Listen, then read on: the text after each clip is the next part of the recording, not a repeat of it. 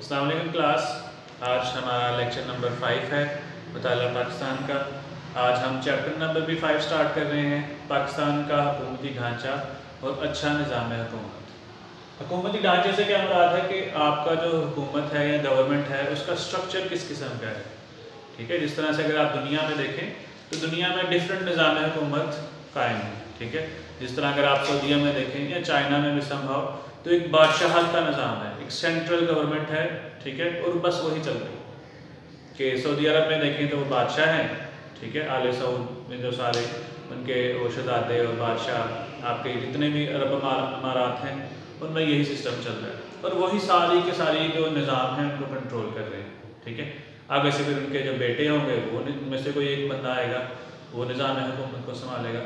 China में अगर देखें तो चाइना में भी तकरीबन यही निज़ाम किसी हद तक राइज है। ठीक है, वो भी वहाँ में भी जमहूरियत राइज नहीं है। ठीक है, और एक पर्सन जो पहले माओ था वो गवर्नमेंट में आया, उसके बाद उसके कुछ आगे से लोग हैं जो अभी गवर्नमेंट में हैं।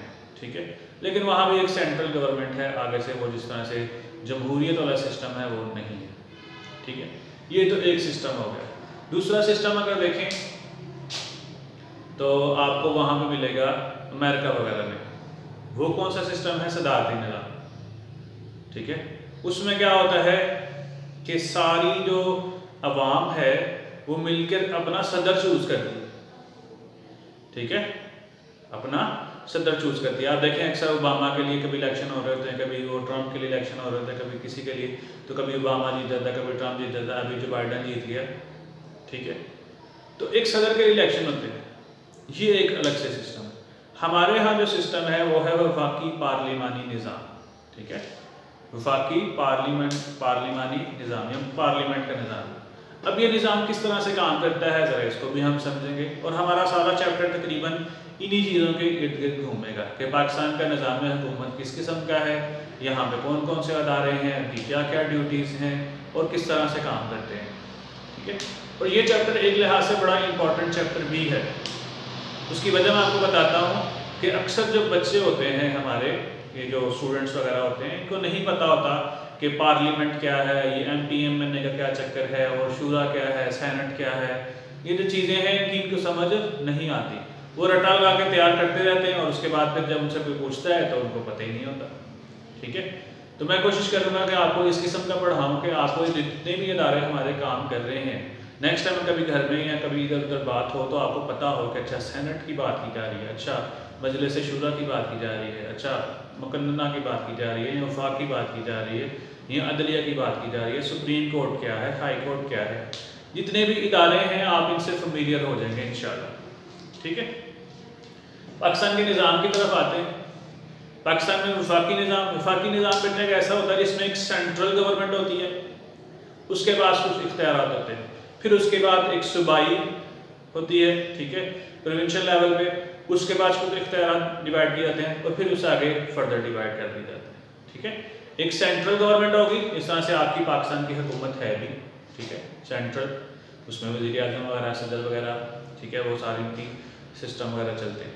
उसके बाद वो जो कुछ इख्तियारात अपने पास रखते हैं, कुछ वज़ीर अपने पास रखते हैं और उसके बाद कुछ इख्तियारात जो नीचे दूसरे जो हैं उनको अता कर दिए जाते हैं, जिस तरह वज़ीर आला वगैरह। और इनमें काफ़ी सारे वज़ीर ऐसे होते हैं जो प्रोविंशियल लेवल के होते हैं।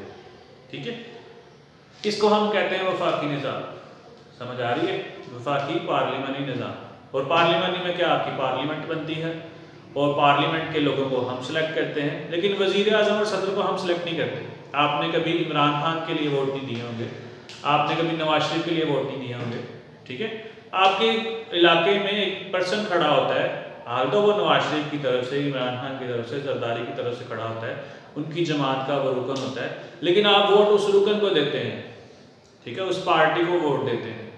आपने डायरेक्ट कभी वोट इमरान खान या नवाज शरीफ, उसके लिए कभी आपने वोट नहीं दिया। ठीक है, हमारा निज़ाम इस किस्म का है। मैंने बताया कि अमेरिका में आप सीधा डायरेक्ट सदर को चूज़ करते हैं, जो अवाम है वो डायरेक्ट ही सदर को चूज़ करती है, आगे से सदर फिर सारे सिस्टम और सारी चीज़ों को चलाता है। हम क्या करते हैं, हम नुमाइंदों को चूज़ करते हैं जो रिप्रेजेंटेटिव होते हैं, जो हमारे MP MNA जो होते हैं। ठीक है, हम अपने MPMN को चूज़ करते हैं, फिर वो हमारी असम्बलीज बनती हैं।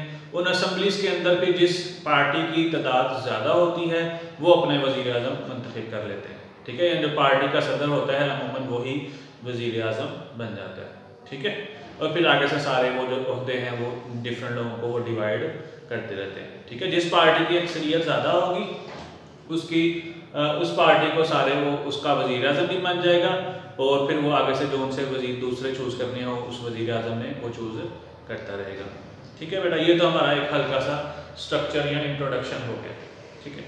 अगर हम देखें हमारी हुकूमत में जो वफाकी हुकूमत है इसके इदारे कितने हैं, ठीक है। एक तो वफाकी हुकूमत है, एक सूबाई हुकूमत है। अभी हम वफाक की बात कर रहे हैं, मतलब जो सेंट्रल गवर्नमेंट है, ठीक है, उससे कितने इदारे हैं, तो उसके 3 इदारे हैं बेटा।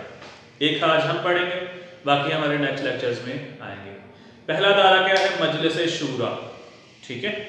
पहला दायरा क्या है, मजलिस शूरा। उसके बाद क्या है, वफाकी इंतजामिया या गवर्नमेंट भी जिसे आप कह सकते हैं।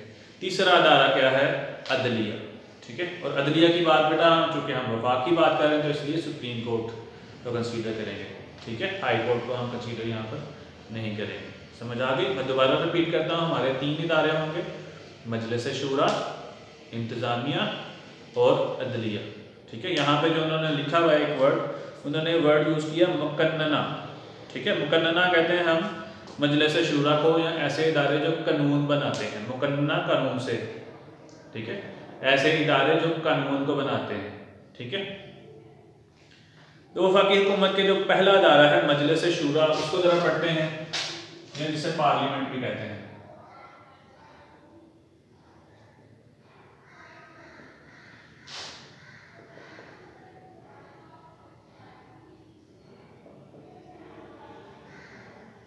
ठीक है, मजलिस शूरा या जिसको हम पार्लियामेंट भी बोलते हैं। पार्लियामेंट के बेटा आगे से 2 इदारे हैं, ठीक है। एक है कौमी असम्बली और एक है सेनेट, ठीक है। कौमी असम्बली और एक सेनेट। जिस तरह मैंने अभी बताया MP MNA होते हैं, तो जो MNA होते हैं नेशनल असम्बली के, वो कौमी असम्बली में जाते हैं, ठीक है। इसको हम ऐवान ज़ेरी भी बोलते हैं। और इसके बाद होता है एक सेनेट, जिसको हम ऐवान बाला भी बोलते हैं, ठीक है। बात समझ आ गई? 2 इदारे आ गए हमारे, कौमी असम्बली, इसके आगे से फर्दर डिवाइड होते हैं कौमी असम्बली, ठीक है।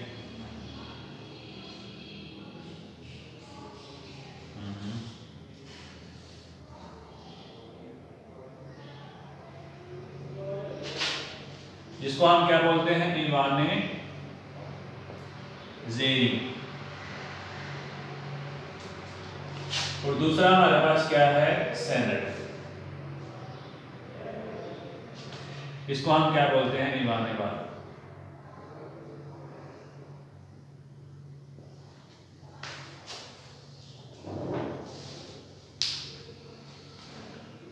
समझ आ गई?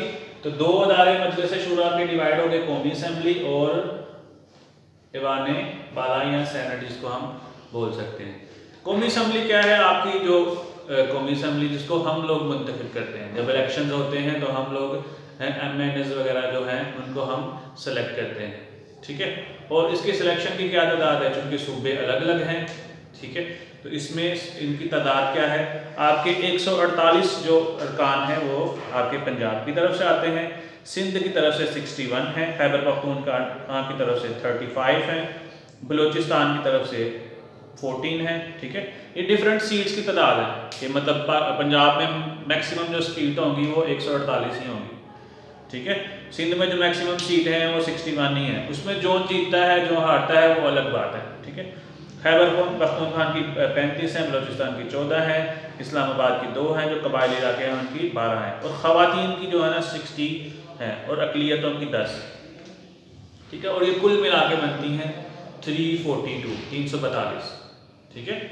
ये जो सारी अगर हम टोटल करें तो हमारे पास कितनी बनती हैं, 342 सीटों की तादाद बनती है, ठीक है। अब इसमें जो कुछ सीटें हैं वो तो हम इंतखाब करते हैं, जिस तरह से जितनी भी मेल जितनी भी सीटें हैं ना सारी हम इंतखाब करते हैं। जो फीमेल है, जो ख़वातीन की हैं, ये जो पार्टी के नुमाइंदे होते हैं वो इंतखाब करते हैं, ठीक है। जो जिनको हमने मुंतखब किया होता है, ये जो पार्टी होती हैं डिफरेंट, वो अपने अपने जो जो ख़वातीन हैं उनका इंतखाब करके उनको आगे कौमी असम्बली में भेजते हैं। ठीक है, इसके बाद आता है सेनेट। सेनेट जो है इसका हम इंतखाब नहीं करते, सेनेट के इलेक्शन नहीं होते। ठीक है, सेनेट के इलेक्शन कहाँ होते हैं? वो कौमी असम्बली में होते हैं। बात समझ आई? कौमी असम्बली का इंतखाब हम लोग कर रहे हैं। जब इलेक्शन होते हैं, आपको पता है हर 5 साल के बाद इलेक्शन होते हैं, और 5 साल के बाद फिर वो सारे बैनर्स वगैरह सारा कुछ लगते हैं MP MNA के। तो उसमें जो MP है वो तो प्रोविंशियल लेवल पे है, उसको तो हम बाद में डिस्कस करेंगे। जो MNA है, जो जिसको हम बड़ी सीट और छोटी सीट भी आम अल्फाज में बोलते हैं, तो जो बड़ी सीट वाले लोग हैं ना, मैं उनकी बात कर रहा हूँ। ठीक है, वो जो बड़ी सीट वाले लोग हैं, जो बड़ी टिकट वाले लोग हैं, मैं उनकी भी बात कर रहा हूँ, MNA वगैरह। ठीक है, तो MNA वगैरह की एक जो पूरी वो असम्बली बनती है, जिसको हम नेशनल असम्बली या कौमी असम्बली भी कहते हैं। ठीक है, वो इंतखाब करेंगे किन लोगों का? सेनेट वालों का। ठीक है, अब उसका एक ख़ास फार्मूला बनाया जाता है, जिस जो पार्टी है जिसकी जितनी सीटें होती हैं उस लिहाज से उस सूबे में से सीटें निकाली जाती हैं। अच्छा, अब ये ध्यान में रखें जो सेनेट की सीटों की तादाद है ना, ये फिक्स है। ठीक है, मतलब पहले था तो पंजाब में ज़्यादा सीटें थीं और आपके सिंध में कम सीटें थीं, और उसके बाद KPK में उससे कम थीं, बलूचिस्तान में उससे भी ज़्यादा कम थीं। लेकिन हमारे यहाँ पर सेनेट में वो सिस्टम नहीं है। सेनेट में हर सूबे को फिक्स सीटें दी गई हैं, 22। ठीक है, हर सूबे की 22 सीटें हैं, और उनमें से पंजाब से भी 22 ही आएंगे, सिंध से भी 22 आएंगे, बलूचिस्तान से भी 22 आएंगे, और आपके KPK से भी 22 आएंगे। ठीक है, इनका इंतखाब कौन करता है? ये जो कौमी असम्बली के लोग होते हैं, यही इनका इंतखाब करके इनको सेनेट में लेकर आते हैं। ठीक है, समझ आ गई? अच्छा, आप सोच रहे होंगे कि 2 इदारे क्यों बनाए हैं, तो उसकी वजह भी बताते चलें। असल में जो हमारी ये मजलिस शूरा है, इसकी जो सबसे बड़ी रिस्पॉन्सिबिलिटी है ये है कानून बनाना, कानून साजी। ठीक है, अगर इसके नाम से भी आप देखें तो मजलिस शूरा, शूरा हम कहते हैं जिसमें हम मशावरत करते हैं। ठीक है, या कोई मशवरा वगैरह करते हैं, या बैठ के किसी फैसले का आपने हल निकालना होता है, तो उसको हम कहते हैं मजलिस शूरा, के आज कुछ मशावरत होगी और कोई फैसला मतलब किसी नतीजे पे पहुँचेंगे। ठीक है, तो अब इसके 2 इदारे बनाने का मकसद ये था कि कौमी असम्बली को अगर देखें तो उसमें तो सबसे ज़्यादा सीटें ही किसकी हैं? पंजाब की। अब अगर कोई कानून बनेगा तो मेजॉरिटी वोट किसके होंगे? पंजाब के। अब अगर कोई ऐसा कानून बनता है जो बाकी सूबों के हक में तो है लेकिन पंजाब के हक में नहीं है, तो पंजाब क्या करेगा? उसको डिनाई कर देगा। और ऐसा क्या होगा कि जो दूसरे सूबे हैं उनके अंदर एक एहसास कमतरी पैदा होना शुरू हो जाएगा कि हमारे तो सिर्फ 14 अरकान है, हमारे तो सिर्फ 34 अरकान है या 35 अरकान है, हम तो कभी विन कर ही नहीं सकते। ठीक है, हम कभी पंजाब से आगे बढ़ ही नहीं सकते। और इस तरह की जो सोचें होती हैं या जो इक़दाम होते हैं वो आहिस्ता आहिस्ता बगावतों को जन्म देती हैं, फिर इनकलाब वगैरह का सिलसिला सारा स्टार्ट होना शुरू हो जाता है। तो उसके लिए फिर 2 बनाए गए हैं। ठीक है, सेनेट। अब सेनेट में क्या है, अगर कोई कानून कौमी असम्बली से पास होकर आगे आ भी जाता है तो सेनेट में चूंकि सबकी तादाद बराबर है तो वहाँ पर इंसाफ हो जाएगा। ठीक है, अब ज़रा कानून साजी के अमल की तरफ आते हैं कि कानून बनता कैसे है। ठीक है, कुछ कानून तो बन गए हैं। ठीक है, अक्सर आप सोचते होंगे कि ये आता है कि इस तरमीम की ऑर्डर दिया गया है, अगर आप न्यूज़ सुनते हैं इस तरमीम का ऑर्डर दिया गया है, ये पास होगी कि नहीं होगी, सेनेट में पास किया जाएगा कि नहीं किया जाएगा। ठीक है, तो क्या होता है, कानून कैसे बनता है? आपका सबसे पहले एक कानून बनाया जाता है या कोई एक आइडिया दिया जाता है कि ये कानून होने चाहिए, एक राय पेश की जाती है कि ऐसा कानून होना चाहिए कि ये कानून होना चाहिए। ठीक है, जिस तरह से इन्होंने बनाया कि मार नहीं प्यार, स्कूलों में इन्होंने एक कानून बनाया। ठीक है, तो इस कानून को बनाकर पहले पेश किया जाता है कहाँ पर? कौमी असम्बली में। यहाँ पे उसकी वोटिंग होती है। अगर ये यहाँ वोटिंग पे इस पे वोट ज़्यादा बन जाए, ठीक है, फिर इस कानून को उठाकर कहाँ लेके जाते हैं? पार्लियामेंट में। अगर पार्लियामेंट भी इस कानून को पास कर दे तो फिर वज़ीर आज़म इस पर सदर करता है और साइन करता है, और ये जो कानून है आपका वो आपके आइन का हिस्सा बन जाता है। बात समझ आइए? पहले कौमी असम्बली में पास होगा, उसके बाद आपके पार्लियामेंट में पास होगा। ठीक है, और इसका फ़ायदा क्या होगा? अगर आपका कोई ऐसा कानून है जो पंजाब के हक में नहीं है तो पार्लियामेंट में चूंकि तादाद बराबर होती है वहाँ पे उसका इंसाफ हो जाएगा।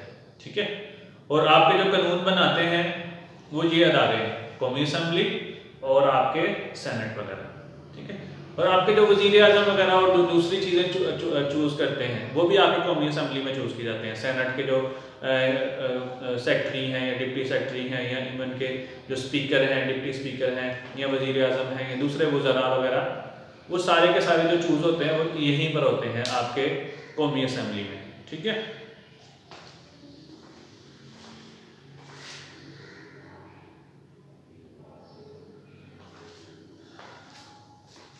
जी स्टूडेंट्स, आई होप कि आपको इन चीज़ों की समझ आ गई होगी। ठीक है, मैं सारा के सारा लेक्चर दोबारा से कंक्लूड करता हूँ यहीं पर। ठीक है, इसको आगे नहीं लेके जाते। असल में आज हमने एक इदारे को देखा, कल हम इस इदारे के फ़राइज़ देखेंगे कि क्या काम है। आज मैंने एक फ़राइज़ के बारे में बता दिया कि इसका सबसे बड़ा जो काम है वो क्या है, कानून साजी, कानून बनाना। ठीक है, पाकिस्तान की हुकूमत में 3 इदारे हमने देखे, एक है मजलिस शूरा, दूसरा है इंतज़ामिया और तीसरा क्या है, अदलिया। ठीक है, हमने आज मजलिस शूरा को देखा और मजलिस शूरा में आगे से 2 डिपार्टमेंट थे, एक था नेशनल असम्बली और एक था सेनेट। नेशनल असम्बली के जो अरकान हैं उनकी तादाद हमने पढ़ी। ठीक है, और उनकी तादाद को, और जो इनके जो इलेक्शन होते हैं MP MNA के, उसके अंदर जो MNA के इलेक्शन होते हैं उसमें हम नेशनल असम्बली के अरकान को सिलेक्ट करते हैं। हम अपने वोट के थ्रू जिसको जिताते हैं वही कौमी असम्बली का हिस्सा बनता है, जो हार जाता है वो निकल जाता है बाहर। ठीक है, जो लोग वहाँ से जीतते हैं इलेक्शन वो कौमी असम्बली का हिस्सा बनते हैं और फिर ये लोग आगे से सेनेट के इलेक्शन में काम करते हैं। ठीक है, यहाँ से आगे क्या करेंगे, सेनेट के लोग चूज किए जाते हैं। ठीक है, और उसके बाद यहीं से जो पार्टी जिसकी अक्सरियत होती है यहाँ पर, ठीक है, वो आगे से अपने वज़ीर आज़म और वज़ीर आला और वो सारे इंतखाबात वो सारे यहीं पर करती है। जो सी पार्टी विन कर जाती है, जो सी पार्टी की पास सीटों की तादाद ज़्यादा होती है, वो पार्टी फिर आगे से क्या करती है, हुकूमत कायम करती है। ओके स्टूडेंट्स, अल्लाह हाफिज़।